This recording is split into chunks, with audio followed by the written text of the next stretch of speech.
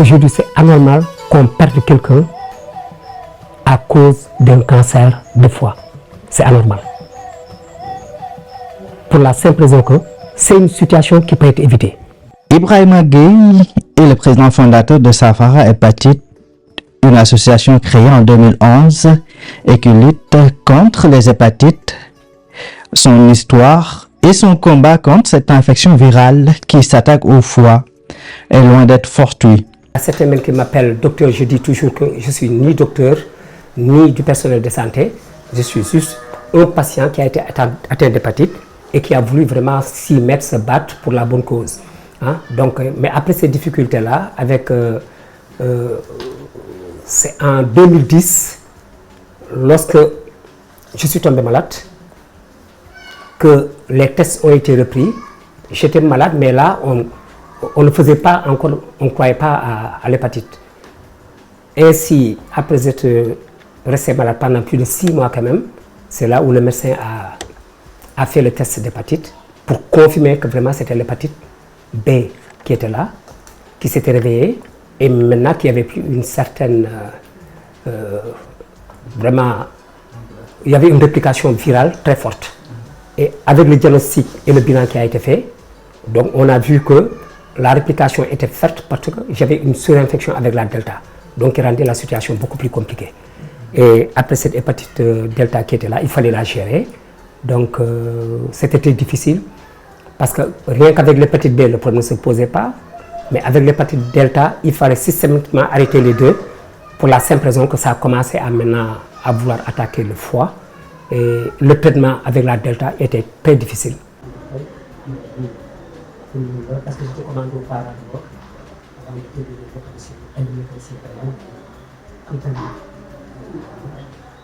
Cette maladie a quasiment redéfini la trajectoire de la vie de cet ancien militaire. Des dates qui retracent le cœur meurtri, mais avec précision. C'est en 1978 que j'ai été opéré pour la première fois pour la question des hépatites, sans le savoir quand même. Donc j'ai été hospitalisé à l'hôpital de Dantec au niveau du pavillon Laennec. Et en 1984, je suis rentré dans l'armée, je me suis engagé dans l'armée sénégalaise. Et c'est en fin 1984 que j'ai fait mon premier don de sang. Et c'est à partir de cet acte-là que j'ai été dépisté positif pour l'hépatite B. Et c'est en 2010, que j'ai pu vraiment savoir c'était quoi l'hépatite, parce que j'ai été encore dépisté positif.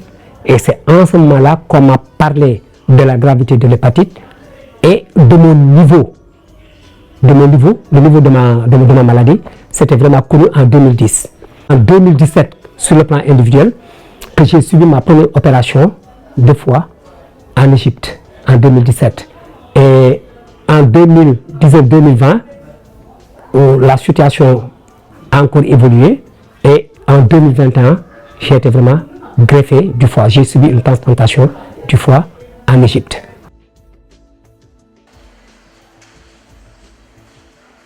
Les médicaments et le traitement seront très onéreux pour Ibrahima. Il a par endroits touché le fond pour se soigner à la main jusqu'à hypothéquer beaucoup de ses biens. Il fallait avoir un traitement avec l'interféron pégylé qui me revenait à 159 000 francs par semaine. 159 000 francs par semaine. Donc, pour le mois, vous vous retrouvez avec 630 000 francs. Et ça, je l'ai pratiqué pendant 2 ans et demi. Et à un moment donné, j'étais étouffé, je ne pouvais plus. Donc, je l'ai déjà rencontré dans le passé. Comme quoi que c'était les moments les plus pénibles de ma vie. Hein, pour la simple raison que, voilà, il fallait le faire, il fallait faire face. Alors que, financièrement, je n'étais pas sur une bonne assiette pour tenir le coup. D'où la première des choses que j'ai commencé, c'est à m'endetter pour pouvoir me soigner. Donc il fallait faire un prêt au niveau de la banque. Ça m'a permis d'aller pour quelques mois, ça n'a pas suffi. Il fallait faire un autre prêt au niveau de mon employeur. Et à un moment donné, voilà, c'était impossible. Et maintenant, c'est là où j'ai commencé à vendre mes biens. Donc le terrain que j'avais pour ma famille qui est là à côté, et ensuite le véhicule que j'avais, maintenant pour me permettre d'avoir la meilleure prise en... Aujourd'hui, je ne regrette pas, hein, parce que pour moi, c'était un investissement, raison pour laquelle je suis encore là, je vous parle, je discute avec les gens, je parle avec les patients, je conseille. Si je ne l'avais pas fait, peut-être aujourd'hui que je ne serais pas là. Ainsi, il n'avait plus le choix pour sortir de cette impasse. La transplantation hépatique ou greffe du foie était pour lui la seule voie de salut. Une opération qui ne peut pour le moment se faire au Sénégal. Il dépose ainsi ce baluchon avec sa fille Ngoné Gueye et un autre accompagnant à l'hôpital universitaire de Mansoura en Égypte. Mais là aussi, il est loin d'être au bout de ses peines.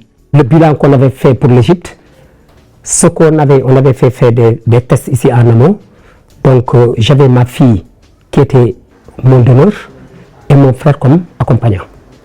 Donc il fallait faire au départ ce qui était prévu, c'était juste arriver en Égypte, qu'on fasse une semaine pour le diagnostic, la deuxième semaine pour l'opération. Et après ces 2 semaines, ma fille, avant 1 mois, pouvait retourner parce qu'on avait dit que pour elle, il n'y avait pas besoin d'une grosse prise en charge pour qu'elle reste parce qu'elle pouvait revenir en tant que donneur. Et normalement, c'est moi qui devais rester au grand maximum 1 à 2 mois. Mais malheureusement, arrivé, donc on logeait à l'hôtel.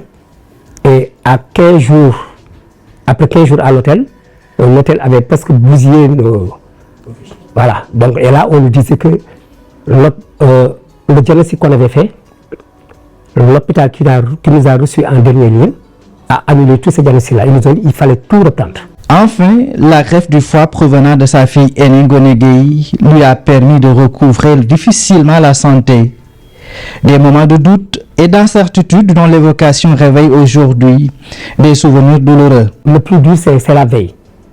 Parce que la veille, quand vous êtes là, vous voyez votre fille qui est là, qui doit se sacrifier, qui doit donner.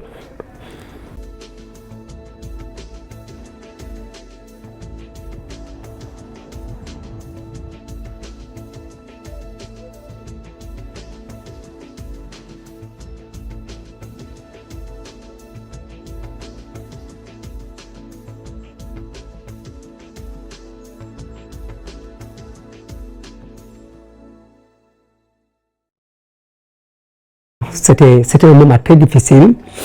Je me rappelle de cette veille-là lorsque je me suis mis en face de ma fille.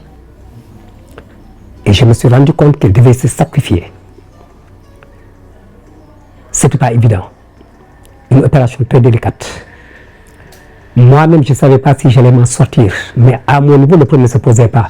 Parce que je n'avais pas de choix. Le seul choix que j'avais, la seule chose que j'avais en tête, j'avais envie de continuer à rester en vie. Donc pour moi, ça valait la peine de faire tout ce qu'on me présentait. Mais mon problème, c'était ma fille.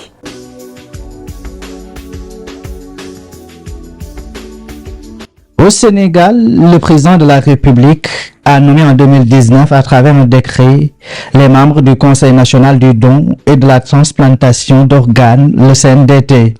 Au nombre de 12, ils ont comme mission d'assurer, entre autres, la coordination du don et du prélèvement.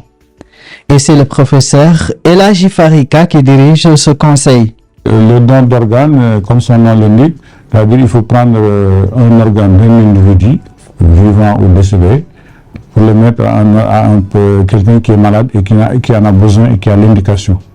Bon, au Sénégal, il faut tout juste préciser que le don d'organes se limite aux donneurs vivants. C'est-à-dire que le don à partir du décès d'un patient décédé est exclu par la loi sénégalaise. Au Sénégal, la loi pour le don d'organes concerne essentiellement la transplantation rénale pour le donneur vivant et la greffe de cornée pour le donneur décédé. En ce qui concerne le rein, en 2019, quand la loi a été promulguée, il a fallu attendre 2019 pour que le Conseil national de la transplantation soit mis en place. Et quand ce conseil a été mis en place, en fait, il n'y avait rien sur le plan législatif et réglementaire pour encadrer le don. Donc, et depuis, nous nous sommes attelés à mettre en place tous les textes qui encadrent le don.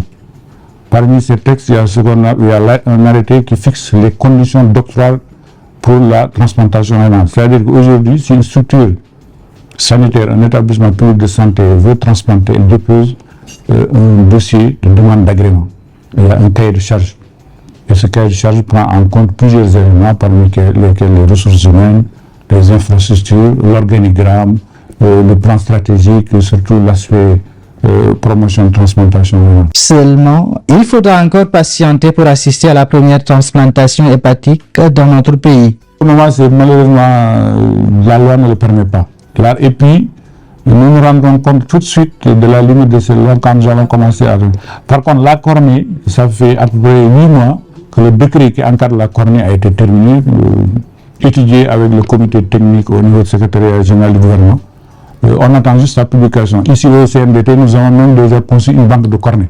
Elle est prête. Mais tant que le décret n'est pas sorti, les arrêtés, on ne peut pas commencer. Donc on attend. Et c'est vraiment, on profite de cette occasion, de cette tribune pour lancer un appel vraiment aux autorités pour qu'elles nous aident pour que ce décret sorte parce qu'il est prêt depuis après 7 à 8 mois. Le coût est pour le moment hors de portée des Sénégalais lambda. 180 000 par mois, par semaine. D'où le plaidoyer du président du Conseil national du don et de la transplantation. Il faut qu'on règle le problème du financement. Comme on a réglé le problème du financement de la dialyse dans le centre de dialyse, parce qu'elle est gratuite, parce que l'État met de l'argent. L'État gagnerait à mettre également de l'argent dans la transplantation parce que ça lui reviendrait moins cher. Et en termes